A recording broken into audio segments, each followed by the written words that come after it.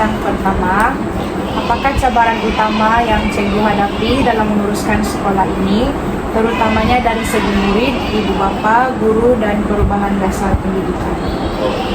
Empat aspek kan Ya. yang perlu saya perhatikan. Pertama dari segi murid.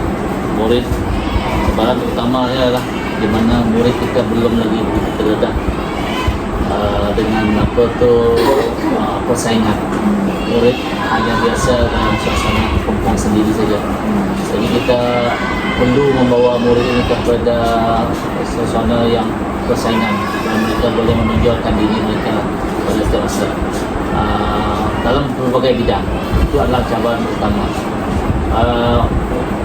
Jadi untuk memastikan murid boleh bersaing, bukan saja dalam bidang akademik, tapi juga dalam bidang-bidang lain, termasuk co-akademik, kemudian co-curriculum dan sebagainya, supaya murid kita ini boleh mencapai satu tahap pencapaian yang lebih baik daripada masa datang. Sebab kita lihat prestasi murid sebelum ini kita memang masih lagi pada tahap yang sederhana lah, tidak juga terlalu rendah, tetapi sederhana. Cuma sekarang dalam arena globalisasi sekarang ini, dan dalam dunia penuh dengan persaingan ini, kita tidak boleh lagi berharap satu pencapaian yang sederhana saja untuk kita terus memastikan murid kita yang lahir di sekolah ini murid yang boleh bersaing di luar. Bukan mereka hanya berada di sebab mereka bukan hanya berada di sekolah ini saja, sebab pada masa yang datang mereka mesti terpaksa keluar juga untuk berhadapan suasana dan realiti sebenar kehidupan. Jadi sebagai asas sekolah rendah ini sebagai asas untuk mereka memulakan kehidupan yang lebih jauh, mereka perlu juga didedahkan dengan persaingan yang dengan ada dunia yang penuh persaingan, dan untuk menyediakan mereka sebagai hasil sebagai manusia yang berkualiti dan kualiti, untuk bersedia mengucap apa itu cabaran. Jadi itu peranan penting. Jadi sekolah bagi saya memainkan peranan untuk membuka ruang dan peluang kepada mereka, mengetengahkan bakat dan kebolehan mereka. Di sinilah peranan kita, untuk mereka supaya memulakan, menggali bakat mereka, mengasah, dan satu hari nanti kita berharapkan mereka boleh menjadi seseorang, berlaku ada kemenjadian kepada setiap murid. Itu yang kita harapkan. Untuk ibu bapa, saya rasa ibu bapa setakat ini tidak ada tekanan yang besar, tidaklah begitu cabarannya. Saya tahu ibu bapa sudah paham, banyak yang sudah paham dan keperluan masa sekarang, tambah lagi dengan adanya media sosial, mereka tahu kepentingan dan keperluan anak-anak mereka pada masa kini. Cuma kurang berkomunikasi lah, kurang komunikasi antara sekolah dengan ibu bapa ni masih ada gap, lagi lah. Ibu bapa jarang berhubung dengan sekolah. Melalui platform PIBG pun kita masih lagi cari-cari bagaimana cara kita untuk mendekati ibu bapa. Sebab ibu bapa juga penting, peranan juga mereka penting, supaya apa yang kita rancana, kita laksana, kita nak buat hala tuju kita supaya dapat dipahami dan dengan jelas oleh ibu bapa, supaya mereka jelas, supaya apa yang kerja buat kita di sekolah ini mereka jelas dan tahu, dan memainkan peranan mereka sendiri dalam menyokong pelaksanaan setiap program-program yang akan direncanakan. Itu penting. Jadi kalau ada saluran komunikasi yang baik, hubungan yang baik antara sekolah dan pihak bapa, saya rasa semua apa yang dirancanakan itu boleh dijalankan dengan mudah. Itu cabarannya lah. yang kedua, ibu bapa tadi ya, murid, ibu bapa, apa lagi? Guru. Guru, saya guru. Tidaklah, bukanlah saya kata tidak ada sama sekali, tetapi setakat ini semua guru memahami dan keperluan masa kini tentang pendidikan. Mereka faham, tambah lagi mereka di kalangan guru-guru baru, saya rasa sudah senang mereka beradaptasi dengan suasana baru, cara kerja baru yang sekarang ini lebih kepada ICT, berkaitan dengan data, pengumpulan data, dan sekarang ini AI dan sebagainya. Semua ini boleh membantu untuk kita meningkatkan kualitas sekolah. Dan cabarannya mungkin juga ada sebab dari segi fasiliti sekolah dan sebagainya itu memang masih ada kekurangan, sebab kita bahwa kita ini ada di luar bandar tidak dapat kita samakan dengan di bandar semua serba ada kemudahan, tetapi setakat ini kita masih pada tahap yang boleh dikatakan sederhana, sebab banyak juga kemudahan potong nanti tu video tu edit nampak ya. Okay. Cabaran potong nanti lah. Cabaran guru tu, saya rasa guru tidak semuanya bolehlah melaksanakan kita semua dengan baik, sebab ramai guru yang graduate punya pengetahuan yang terkini dalam bidang ICT, bidang-bidang tertentu lah, bidang mereka masing-masing. Jadi tidak ada wujud kesukaran lah untuk melaksanakan tugas mereka dengan baik, dengan sempurna. Saya rasa dengan itulah yang saya seperti kalau dari sini dulu lah, tidaklah banyak tanda. Dari sudut lain, perubahan dasar pendidikan. Perubahan dasar pendidikan adalah merupakan satu cabaran, memang satu cabaran yang hebat kepada kita. Kalau kita lihat dari dulu dan sekarang, terutama kalau dulu veteran, memang agak jauh berbeza cabarannya.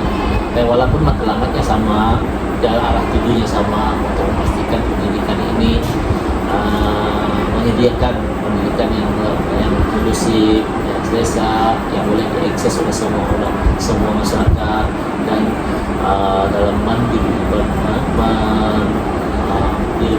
mendemokrasikan pendidikan. Lihat dasar-dasar kerajaan sekarang ini sentiasa berubah-ubah. Itu kita tidak dapat nafikan lah. Dan kita di peringkat pelaksana ini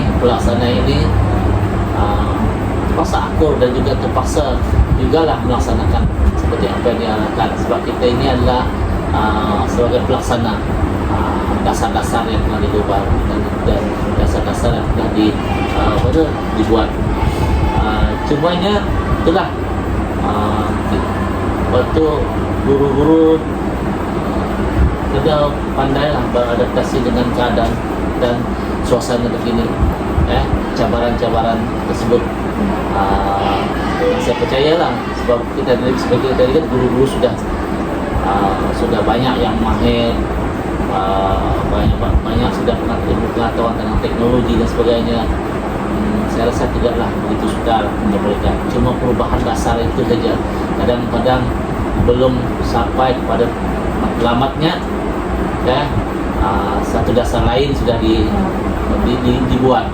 Sekarang ini dasar baru, dasar pendigitalan pendidikan, berbagai aspek pentadbiran, pengurusan dan sebagainya, pengajaran, semua ke arah menuju pendigitalan. Tapi mau tidak mau, kalau yang sudah menjadi satu dasar dan kita sebagai pelaksana, kita kena akur, kita kena buat, laksanakan sehabis dan sebaik mungkin. Jadi kita kena berusaha untuk belajar, mempelajari, menerapkan dan sebagainya. Tapi satu kebaikan yang kita perlu lihat bersama sekarang, kita ada kemudahan kita kemudahan ICT, semua maklumat di dalam genggaman sekarang. Jadi tidak ada alasan untuk kita tidak mengetahui, tidak tahu, semua ada jalannya. Sekarang kita dipermudahkan lagi dengan wujudnya AI dan sebagainya. Maka jalan itu semakin mudah. Walaupun dasar berubah, tetapi ada juga disokong oleh perubahan-perubahan semasa. Jadi itu saya rasa cuma yang membezakannya ialah kadar penerimaan setiap individu. Kalau saya rasa untuk orang yang old timer macam saya, mungkin mereka terpaksa perlahan sikit berbanding mereka yang fresh, yang mereka yang baru graduate dan sebagainya. Ini mereka tidak lagi masalah bagi mereka. Tapi mau tak mau kita kena akur juga dan sentiasa perlu mencari jalan untuk kita beradaptasi dengan keadaan semasa.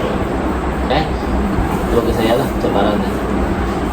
Semua cabaran ada jalan untuk mengatasinya. Tinggal kita saja lagi mencari jalan tersebut. Mau dan tidak mau. Oke, untuk soalan yang kedua, bagaimanakah tahap disiplin murid di sekolah ini dan apakah isu utama yang sering berlaku seperti kehadiran atau pembulian? Pembulian? Ya. Sekarang dari si disiplin, saya bangga sekolahnya. Setakat ini kita tidak ada isu-isu disiplin yang sama. Setakat saya 2 tahun berada di SPM Subang, tahun 1 tahun setengah lah, belum sampai 2 tahun. Saya ada 26 bulan ya untuk mencapai 2 tahun. 1 tahun setengah berada di sini tidak ada isu-isu disiplin yang besar. Isu-isu disiplin yang biasa itu adalah normal. Pelajar adalah pelajar anak-anak. Mereka memang ada budaya dan cara mereka sendiri, sikap dan tingkah laku itu, tapi semuanya dalam keadaan terkawal. Jadi tidak ada isu-isu setakat ini, tidak pernah kita dengar isu bully, gangguan seksual, isu-isu yang dia sudah dikatakan betul yang membimbangkan lah. Boleh dikatakan disiplin murid agak baik. Tidak ada isu-isu tersebut. Tidak ada menimbulkan masalah-masalah yang kritikal lah. Setakat inilah. Kalau isu-isu kenakalan, basic hal biasa. Kalau sekolah itu sunyi dipenuhi oleh budak-budak bisu dan pekak, alhamdulillah. Mungkin kita kesunyian juga, kita tercari-cari ada budak di sekolah kita tidak. Isu kehadiran pula, saya rasa kita masih pada tahap yang boleh dikatakan membanggakan, masih di sekitar 89 hingga 92% setiap bulan. Walaupun target kita ialah untuk mencapai 95% kehadiran setiap bulan.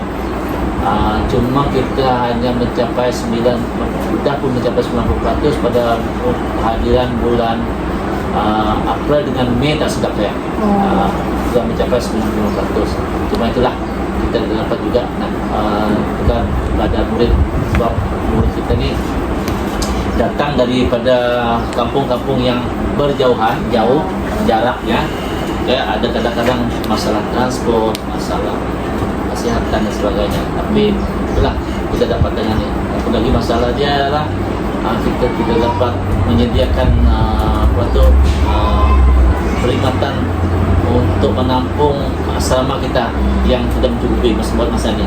Saya rasa kalau kita dapat asrama baru, kemudian kita boleh sedikit mengurangkanlah kekerapan murid untuk tidak hadir di sekolah. Saya pikir, tapi sekali tidaklah selalu kritikal. Paling kurang pun pernah dicatatkan pada bulan Mac ataupun Februari lepas kita sampai 87%. Selepas itu dan sebelum itu pun tidak adalah sentiasa melebihi 90% ke atas. Jadi tidak ada isu sebenarnya tentang kehadiran murid. Untuk soalan yang ketiga, apakah usaha yang telah dijalankan oleh pihak sekolah bagi meningkatkan prestasi murid dalam bidang akademik? Bidang akademik ini satu bidang yang akan mencabar bagi kita lah. Terlalu banyak karena kita kita ketahui bahawa sekarang ni polisi kadang-kadang betul macam satu yang sudah macam kita rasa terganggu sikit dengan aktiviti-aktiviti di luar yang sentiasa berterusan daripada bulan Mac buka sekolah sampai ke bulan Jun. Saya ingat sampai bulan Julai pun masih ada program-program yang melibatkan murid di luar, aktiviti kurang dan tumpuan kita terhadap akademik ni macam berkurangan sudah. Tapi bagaimanapun kita tidak boleh lari, sebab itu adalah merupakan tugas utama kita, yaitu memastikan akademik ini berjalan dengan baik dan dengan lancar. Dan kita perlu mencapai satu target di mana keputusan akademik ini pada tahap tertentu. Mudah-mudahan lagi tahun ini kita akan mulakan dengan pengujian PLB. Itu yang sangat merisaukan dengan suasana murid yang sentiasa keluar, menjalani latihan berbagai aktiviti luar, tumpuan terhadap PDP juga memang agak terjejas lah, Tapi kita ada program juga untuk itu. Dalam program asrama, dalam promosi asrama kita masukkan juga program akademik di mana kita ada sediakan masa belajar murid, masa bimbingan untuk pada sebelah malam yang atur yang dijelaskan oleh PHM, kita buat pelajaran maya dan sebagainya untuk murid-murid, supaya murid juga adalah ruang untuk mereka menelaah mata pelajaran masing-masing. Dan kita juga telah memulakan kelas-kelas bimbingan sebelah petang untuk menampung lompong-lompong kekurangan kelas-kelas yang biasa yang tertinggal semasa penglibatan murid dalam aktiviti luar. Setakat itu adalah yang kita dapat berdaya untuk kita laksanakan sekarang ini, dan semua itu kita telah bermula sejak bulan April. Kita dah mulakan bulan April sebab kita bimbang sejak Mac itu banyak sangat aktiviti luar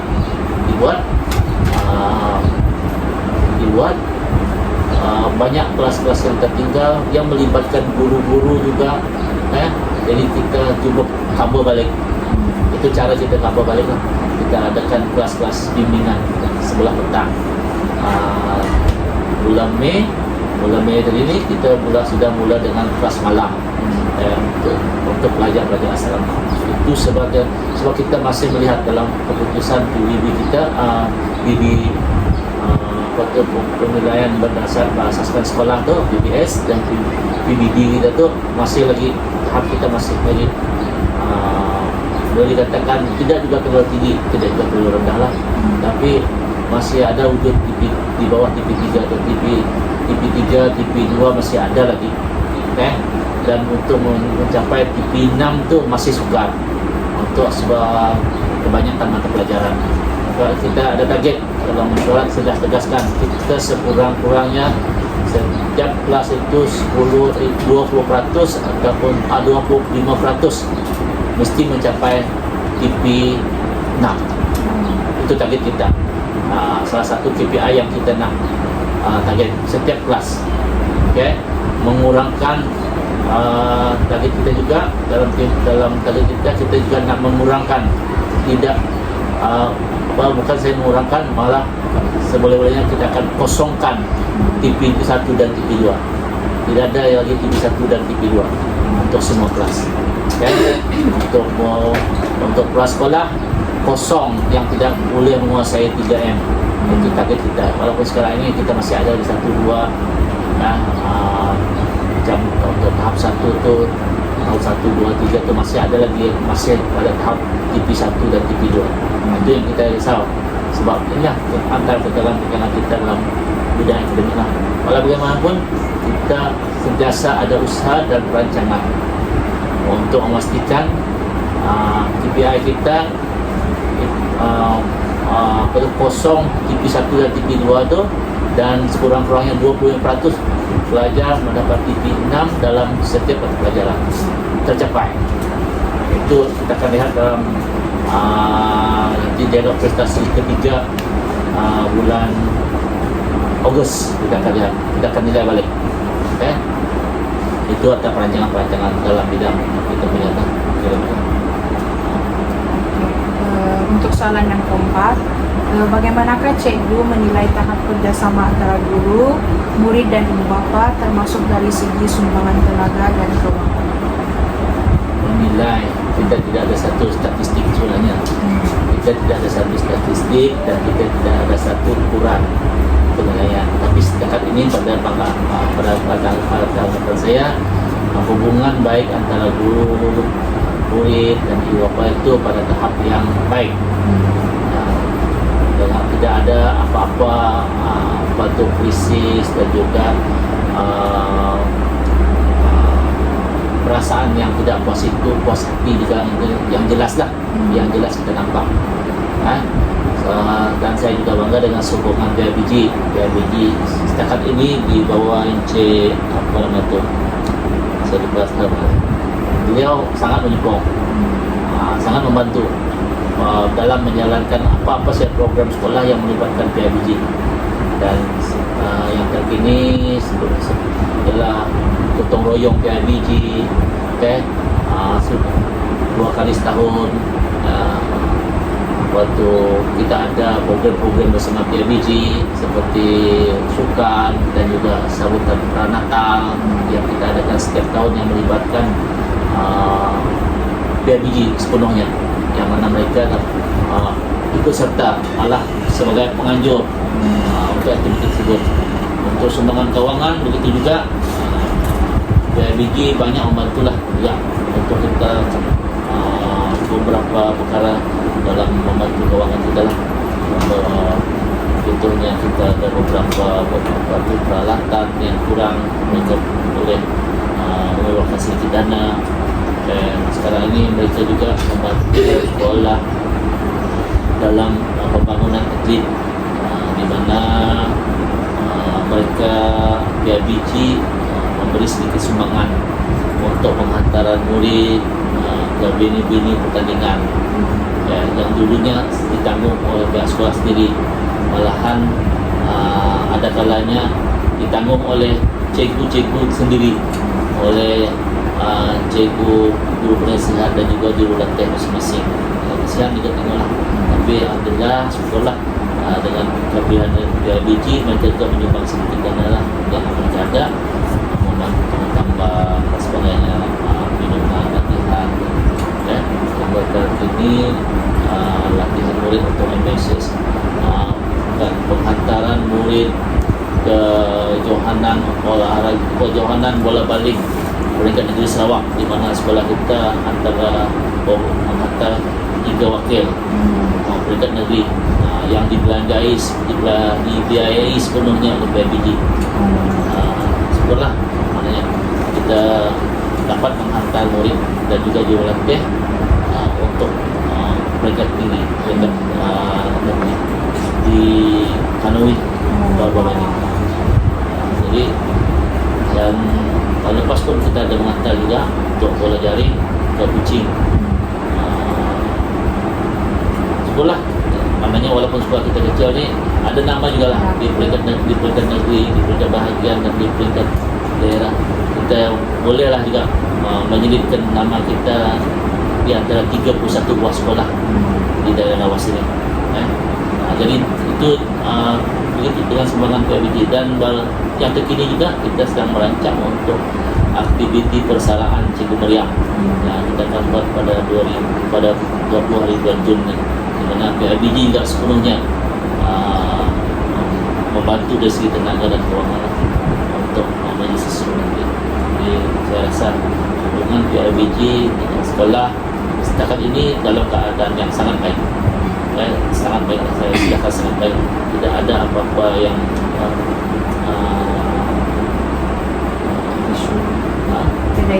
tidak ada isu saat ini.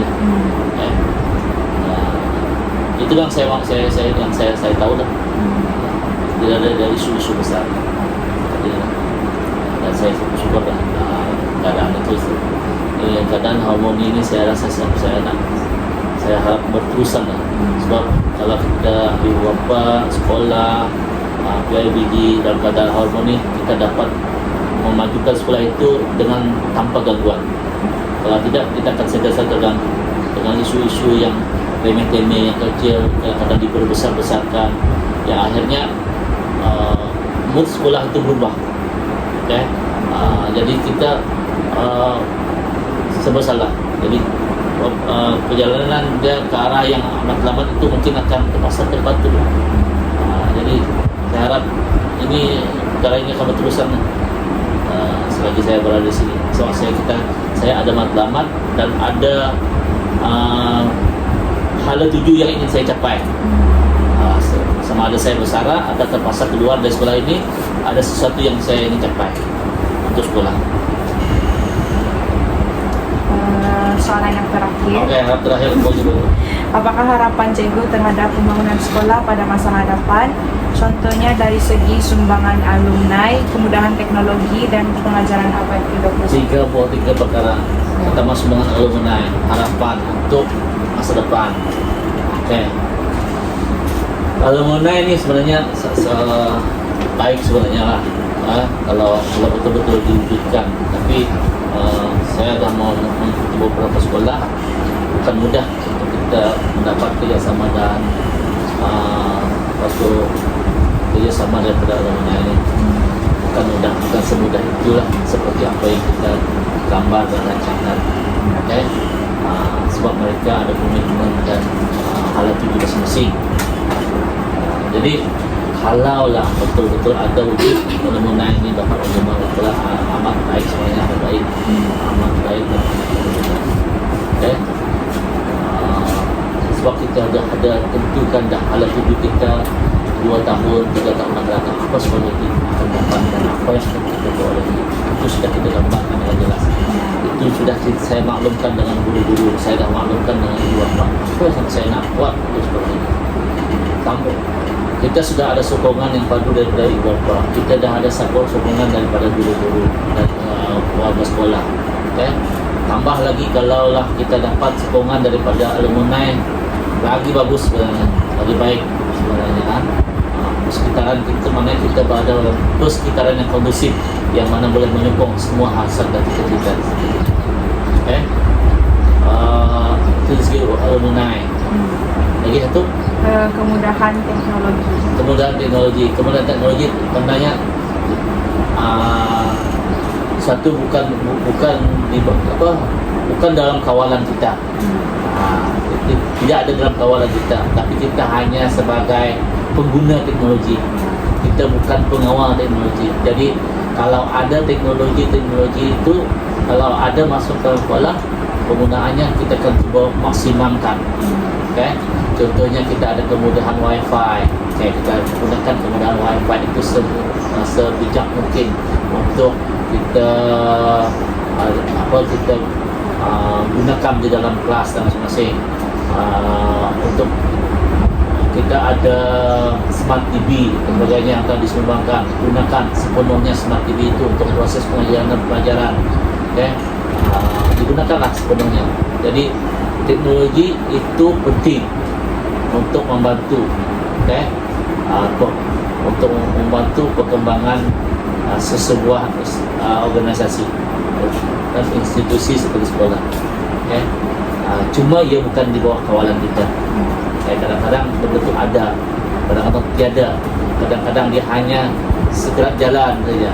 Macam itulah, maknanya memang dia membantu tapi bukan di bawah kawalan kita. Kalau ada, kita kena gunakan dia semaksimal mungkin. Kalau ada, kita gunakan semaksimal mungkin. Tambah lagi kita di Jawa pengalaman banyak di tangan dia kan, teknologi internet sekarang ni, AI dan sebagainya tu, kita masih terbatas. Ada kalanya kita ada ada internet, kadang-kadangnya sepanjang hari tidak ada. Jadi semua ke tangan kita nak. Cuma kalau dia ada, kita kena, kalau ketika dia ada, kita kena gunakan dia semaksimal mungkin. Okay. Seterusnya dari segi pengajaran abad ke-21? Bab 21 adalah merupakan satu strategi dan strategi untuk kita melaksanakan PDP berkesan, dalam kelas. Cuma bab 21 ini mungkin cara kita mengadaptasikannya di dalam kelas itu berbeza dalam mengikut suasana. Suasana di mana murid kita, persediaan murid kita untuk pembelajaran sendiri misalnya. Dalam bab 21 kita ada beberapa elemen kan, pembelajaran sendirinya, apalagi saya pun sudah dulu hafal, sekarang sudah bila ditanya macam ni saya teringat sudah. Kan ada sebagian part dari part 21 itu mungkin boleh dilaksanakan, bukan mungkin boleh dilaksanakan, tetapi ada sebagian part yang itu bukan pada tahap murid kita boleh laksanakan. Contohnya perbincangan murid belum dapat berbincang secara terbuka, mencapai idea dan sebagainya. Disitulah peranan cikgu tadi dengan menggunakan teknologi itu, dengan menggunakan teknologi untuk boleh mendedahkan murid dengan suasana macam itu. Tapi untuk bukan kata Pak 21 tidak baik untuk dilaksanakan, cuma mengikut suasana dan environment sekolah itu sendiri pada tahap. Kalau kamu macam kamu yang ada sedikit bergaul di luar, berbincang, kamu boleh menemukan banyak idea, boleh membimbing dan mengarahkan dan sebagainya. Tapi untuk murid yang tinggal di kampung, mereka hanya tahu diri sendiri saja. Mereka tahu hanya persekitaran mereka saja. Jadi mereka idea mereka tidak mencapai. Jadi mereka perlu bimbingan. Masih lagi pada menggunakan cara tradisional atau cara konvensional, itu masih lagi efektif sebenarnya. Dari Pak 21 itu, Pak 21 itu ialah satu alternatif lah. Bagi saya satu alternatif, bukan benda yang tidak baik, tapi satu alternatif yang boleh dilaksanakan, tapi tidak boleh meninggalkan secara konvensional. Bimbingan, tunjuk cara dan sebagainya itu mesti juga ikut dalam tu. Kalau tengok Pak 21 itu banyak pembelajaran sendiri, lebih kepada pembelajaran sendiri. Kalau kita di sekolah pedalaman, kita bagi mereka pembelajaran sendiri, lebih banyak bermain daripada belajar. Tapi kalau di bandar mereka ada banyak sokongan, banyak sokongan, bahan-bahan sokongan. Kalau mereka ada internet, mereka boleh search internet, boleh search. Sekarang ni mereka hanya boleh search game saja. Kalau di kampung lah, mereka lebih kepada media sosial saja. TikTok boleh lah orang cari. Itu saya selalu tegur kalau habis kelas. Saya tengok apa mereka tengok. Mereka tengok TikTok saja. Saya bukan mau tengok kamu tengok TikTok. Ada kemudahan tengok. Kalau kamu tengok free, dalam YouTube tu ada banyak bahan pembelajaran. Akses itu. Orang-orang tak belajar pun tengok. Bahasa Inggeris, matematik, sains, semua adalah. Tahapnya semua adalah. Jadi manfaatkan, itu yang saya maksud mendapatkan. Bukan hanya mereka TikTok, tapi kalau kita pada tahap Pak 21 tadi, pembelajaran sendiri, lebih kepada pembelajaran sendiri, boleh bertumpukan kepada murid dan sebagainya, yang masih perlu dibimbing. Bukan kita biarkan murid itu, kita disediakan bahan itu ini letakkan mereka membuat pembelajaran sendiri. Mungkin saya rasa belum pada tahap itu. Kita masih lagi perlukan kaedah-kaedah konvensional untuk memastikan pembelajaran dan pengajaran itu berkesan untuk mereka. Pak 21 memang berkesan pada satu tahap pembelajaran untuk budak-budak, untuk suasana dan environment sekolah tertentu. Tapi untuk berbagai pengalaman yang perlu dia ada yang lebih banyak cabaran kita mempelajari. Bahan kita terhad, kita punya dan bahan rujukan kita terhad dan sebagainya. Hanya tinggal kreativiti saja dari guru. Ya, seperti macam yang ditunjukkan dan sebagainya. Tapi kekangannya lah masa, bahan, uang ringgit, Ya. kos dan sebagainya untuk satu topik, untuk menyediakan satu topik, menyelesaikan mengadaptasikan Pak 21 sekian sedang masa sudah dilaksanakan. Takut laksanakan. Coba itulah yang kata kita ngantuk masih banyak bisa. Oke. Kalau itu saja soalan dari saya dulu. Oke, sama-sama. Saya harap kita dapat membantulah memberi idea